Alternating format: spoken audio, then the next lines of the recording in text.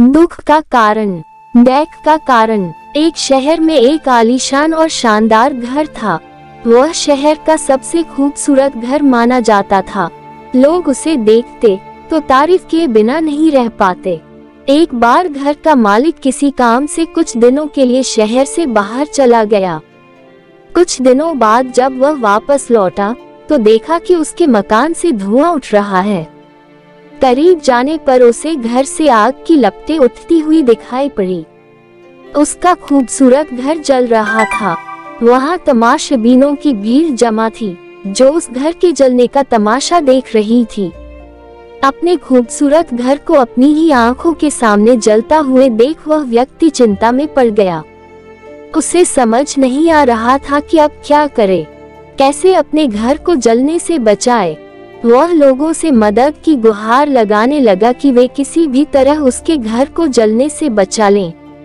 उसी समय उसका बड़ा बेटा वहां आया और बोला, पिताजी घबराएं मत, सब ठीक हो जाएगा। इस बात पर कुछ नाराज होता हुआ पिता बोला, कैसे न घबराऊं, मेरा इतना खूबसूरत घर जल रहा है। बेटे ने उत्तर दिया, पिताजी माफ कीजिएगा, एक बात मैं आपको अब तक बता नहीं पाया था। कुछ दिनों पहले मुझे इस घर के लिए एक बहुत बढ़िया खरीदार मिला था। उसने मेरे सामने मकान की कीमत की 3 गुनी रकम का प्रस्ताव रखा।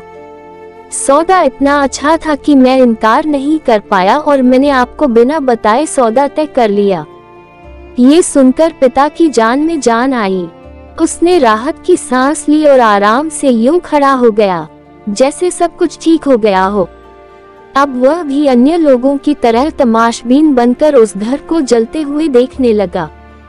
तभी उसका दूसरा बेटा आया और बोला, पिताजी हमारा घर जल रहा है और आप हैं कि बड़े आराम से यहाँ खड़े होकर इसे जलता हुआ देख रहे हैं, आप कुछ करते क्यों नहीं?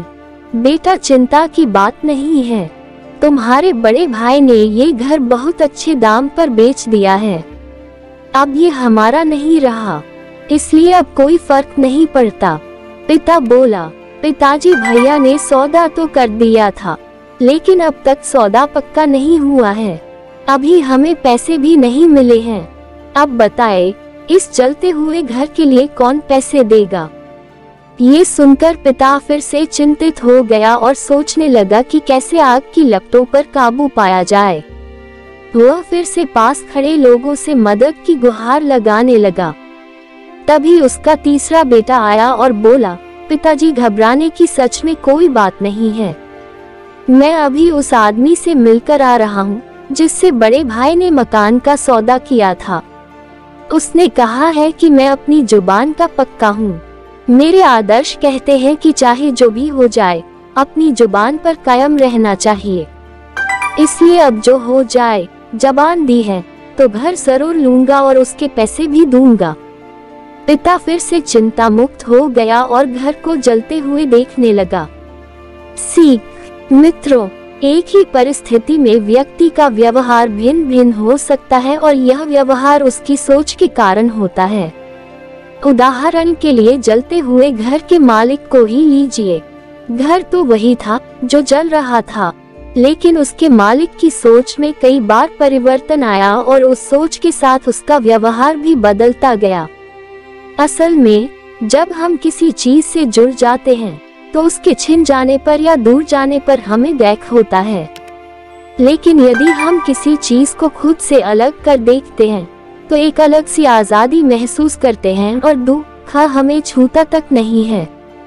इसलिए दुख ही होना और ना होना पुनर्तः हमारी सोच और मानसिकता माइंडसेट पर निर्भर करता है।